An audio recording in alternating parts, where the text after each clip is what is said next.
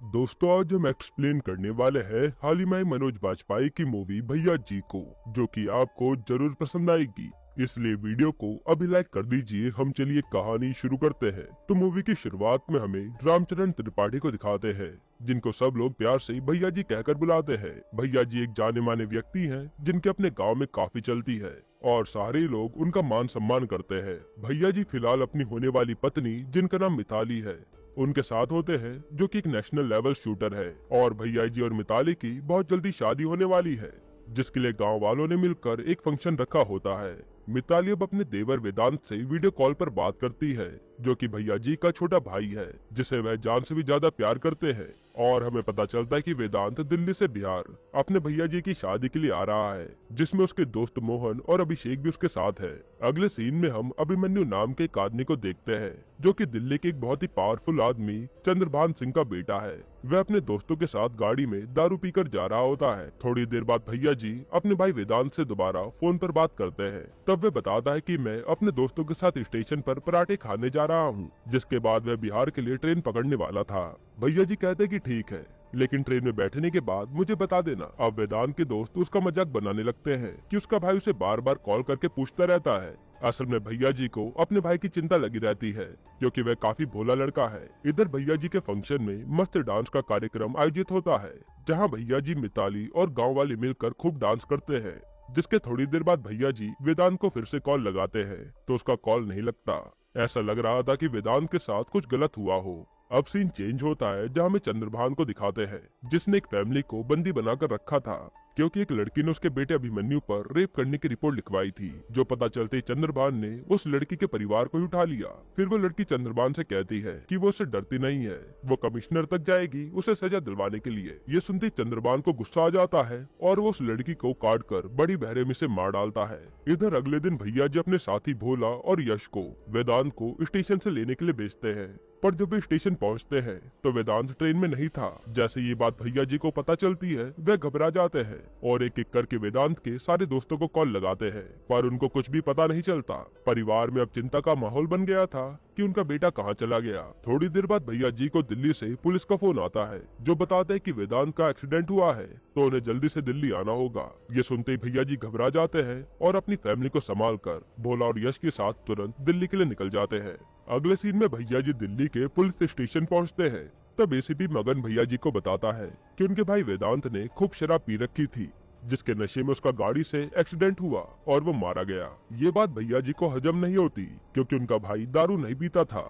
थोड़ी देर बाद मगन भैया जी को हॉस्पिटल लेकर जाता है, जहाँ वे देखते कि मुर्दा घर में वेदांत की लाश नहीं है, मतलब कि एक्सीडेंट किसी और का हुआ है। पर कंपाउंडर बताता है कि गलती से उसने वेदांत की लाश को लावारिस समझकर जलने के लिए भेज दिया। ये सुनकर भैया जी भागते हुए अपने भाई की लाश को जलाने से रोकने के लिए जाते हैं, ताकि उनके परिवार वाले वेदांत का अच्छे से अंतिम संस्कार कर सके। फिर हम देखते कि जो आदमी वेदांत की लाश को जला रहा है, वह चंद्रभान और उसका बेटा अभिमन्यु है। मतलब कि वेदांत और अभिमन्यु के बीच कुछ तो जरूर हुआ था, जिसकी वजह से वेदांत मारा गया। यहाँ चंद्रभान और अभिमन्यु देखते हैं कि वेदांत की सांसें चल रही हैं, मतलब कि वेदांत जिंदा था। पर वह बाप और बेटे मिलकर वेदांत को जलती आग में डाल देते हैं, जिससे वेदांत खत्म हो जाता है। अब जैसे ही भैया जी मुर्दों को जलाने वाली जगह पहुंचते हैं, तो वह देखते हैं कि उनके भाई की बॉडी जल रही है, जिसको देखकर वह बहुत रोते हैं। और ये सीन देखने में काफी इमोशनल था। भैया जी अब वेदांत की अस्थियों को अपने घर ले जाने लगते हैं, क्योंकि उनको पुलिस की बातों पर विश्वास हो गया था। तभी रास्ते में भैया जी को वेदांत के दोस्तों का मैसेज आता है, जो भैया जी से मिलकर कुछ बताने के लिए कहते हैं। फिर जैसे भैया जी वेदांत के दोस्त से मिलते हैं, तब वो असली स्टोरी बताते हैं कि वेदांत के साथ हुआ क्या था, और मूवी फ्लैशबैक में जाती है। हम देखते कि जब वेदांत और उसके दोस्त स्टेशन पर पराठे खाने गए, तो उनके अभिमन्यु के दोस्तों से पराठे को लेकर लड़ाई हो गई। फिर जब वेदांत ने अभिमन्यु को लड़ाई से हटाना चाहा, तो गलती से वेदांत से धक्का लगा और अभिमन्यु का चेहरा तवे पर लगने से जल गया। जिसके बाद अभिमन्यु ने गुस्से में वेदांत को मारा और उसको गाड़ी के नीचे रौंद दिया, जिससे वेदांत मरने की हालत में आ गया था। और वेदांत के दोस्त अपनी जान बचाकर वहाँ से भाग गए। भैया जी वेदांत के दोस्तों को खूब सुनाते हैं, क्योंकि वे अपने दोस्त को छोड़कर भाग गए, जिसकी वजह से वेदांत मारा गया। ये सब मिताली को भी कॉल करके बता देता है कि वेदांत पर अटैक हुआ था, जिसमें वह मारा गया, जिससे ये बात सब लोगों को पता चल जाती है और वेदांत की माँ जोर जोर से रोने लगती है। अगले दिन भैया जी जब वेदांत की अस्थियों को लाते हैं, तब भैया जी की छोटी माँ वेदांत की अस्थियों को देखकर रोने लगती है और भैया जी को खूब भला बुरा सुनाती है। तब हमें पता चलता है कि वेदांत भैया जी का सौतेला भाई था, पर वे उसको सगे भाई से भी ज्यादा प्यार करते थे। भैया जी की छोटी माँ अब भैया जी को बोलती है कि जिन्होंने हमारे बेटे को मारा है, हमें उनकी राख चाहिए, क्योंकि तब तक वेदांत की आत्मा को शांति नहीं मिलेगी। ये सुनकर भैया जी कहते हैं कि वह पहले वेदांत का क्रियाकर्म करेंगे और वेदांत की तिरवी से पहले उसको मारने वाले को खत्म करके वेदांत की मौत का बदला लेंगे। अगले सीन में भैया जी वेदांत का रीति रिवाज के साथ क्रियाक्रम कर देते हैं, जिसमें गांव के सारे लोग आए थे। फिर भैया जी और उनकी छोटी माँ कौओं को पिंडदान का खाना खिलाने जाते हैं। तब एक कौआ आता है और बिना खाना खाए चला जाता है, जिसे वेदांत की माँ समझ जाती है कि वेदांत की आत्मा अभी भी भटक रही है, जिसे शांति नहीं मिली।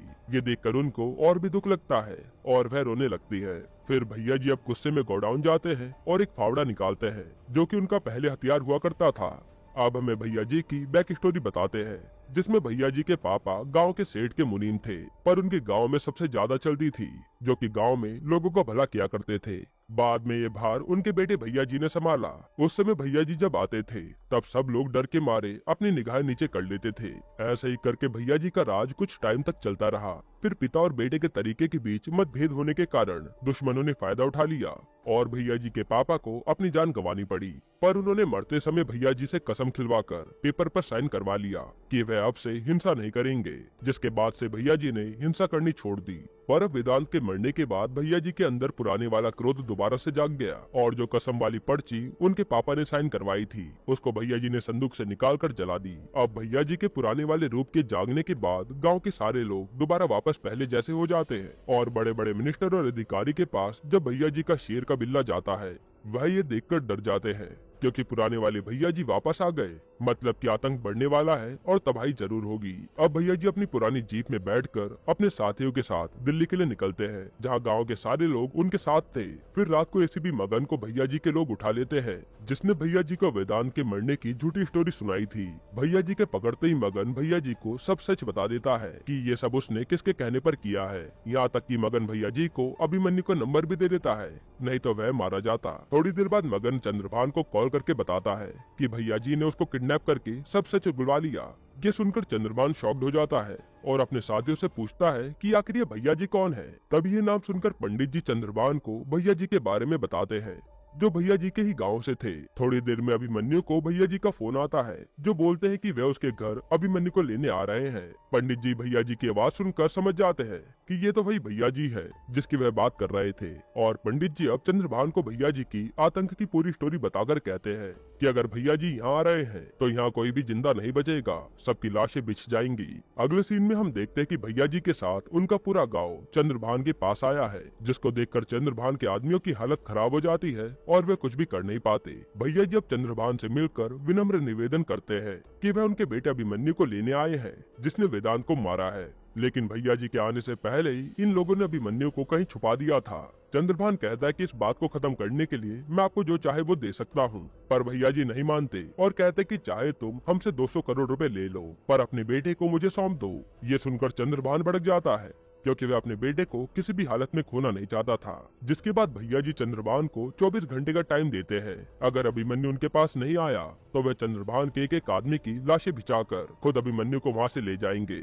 यह कहकर भैया जी वहाँ से चले जाते हैं। इसके बाद भैया जी अब अपने गाँव वालों को वापस घर भेज देते हैं, क्योंकि उनमें से अधिकतर लोगों की उम्र हो गई थी, तो उनका वापस गाँव में जाना ही सही था। और वैसे भी भैया जी चंद्रभान और अभिमन्यु को खुद ही संभालने वाले थे। इधर अभिमन्यु के दोस्त को हेलुसिनेशन होने लगते हैं कि भैया जी उनको मारने वाले हैं, क्योंकि उसके मन में उनका डर बैठ गया था। अगले सीन में हम देखते कि चंद्रभान को पता लग गया है कि भैया जी के गांव वाले वापस चले गए हैं, तो वह अपने बेटे को फौरन भगाने का प्लान करता है ताकि वह बच जाए।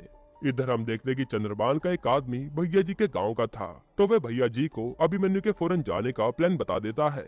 उसके बाद हम देखते कि एक मशहूर गुंडे को फोन आया है, जिसको किसी ने एक आदमी को मारने के लिए कहा है। फिर अगले दिन अभिमन्यु लाल गाड़ी में फुल सिक्योरिटी के साथ एयरपोर्ट जाने लगता है। तब भैया जी की गाड़ी अभिमन्यु की गाड़ी को रोकती है, मगर तभी एक गैंग आकर अभिमन्यु के ऊपर हमला कर देती है और अभिमन्यु अब गुंडों और भैया जी से अपनी जान बचाकर वहाँ से भागने लगता है। तब भैया जी एकदम से अभिमन्यु के सामने आकर उसे पकड़ लेते हैं और हमें पता चलता है कि ये सब चंद्रभान का प्लान था। असल में जो गुंडे अभिमन्यु को मारने भाग रहे थे वह उसी के आदमी थे। अभिमन्यु अब चुपके से भैया जी को चाकू मार देता है और थोड़ी देर बाद वहाँ पर बारिश होने लगती है। तब भी भैया जी के साथी ये देखकर उनको बचाने नहीं आते, क्योंकि उन्हें भैया जी ने मना किया था।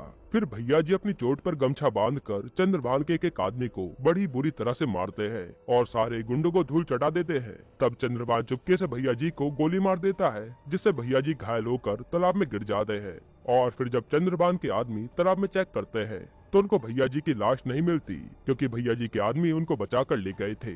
इसके बाद चंद्रभान के आदमियों ने हर जगह नाकाबंदी कर दी थी ताकि वे भैया जी को देखते ही मार दे। पर भैया जी के साथ ही उनको छुपाकर एक जगह ले आते हैं जहाँ चंद्रभान का कोई भी आदमी भैया जी को पकड़ने नहीं आएगा और वो यहाँ पर भैया जी का आराम से इलाज करा लेंगे। फिर जैसे ये बात भैया जी की होने वाली बीवी मिताली को पता चलती है, वह अपने पापा से लड़कर भैया जी के पास जाने लगती है ताकि वह उनको बचा पाए। अगले सीन में हम देखते कि छोटी माँ और मिताली दिल्ली के लिए निकल गए हैं। यहाँ चंद्रभान भैया जी और उसके परिवार की फोटो लोगों में बंटवा देता है ताकि वह भैया जी को पकड़ सके, जिसके बाद काफी सारे लोग भैया जी को मारने के लिए ढूंढ रहे थे।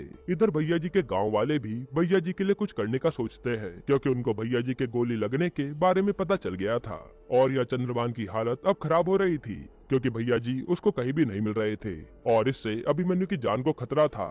अगले सीन में हम देखते हैं कि एक आदमी ने भैया जी की छोटी माँ की फोटो देखकर उन्हें पहचान लिया है, जिसकी मदद से उसको भैया जी का पता मिल गया। अब चंद्रभान को भैया जी का पता मिलते ही वह अपने आदमियों को उसको मारने के लिए भेज देता है। इधर छोटी माँ को भी पता चल गया था कि गुंडे भैया जी को मारने आने वाले हैं, तो वह एम्बुलेंस को न्यूज चैनल की गाड़ी में बदलकर भैया जी को कहीं और ले जाते हैं ताकि किसी को शक ना हो कि वह कैसे भाग रहे हैं। फिर जैसे चंद्रभान के आदमी भैया जी को मारने पहुंचते हैं तो वे देखते हैं कि यहाँ पर तो कोई भी नहीं है। इधर भैया जी के आदमी अब भैया जी को दूसरी जगह ले जाकर उनका इलाज कराते हैं, जहाँ डॉक्टर गोली निकालकर भैया जी की जान बचा लेते हैं। इसके बाद हम देखते कि मिनिस्टर लोग भैया जी और चंद्रभान के बीच की लड़ाई को देखकर कुछ करने की सोचते हैं, पर वह कुछ कर नहीं पाते क्योंकि चंद्रभान उनकी पार्टी को फंड देता था, जो कि इलेक्शन जीतने के लिए काफी जरूरी है।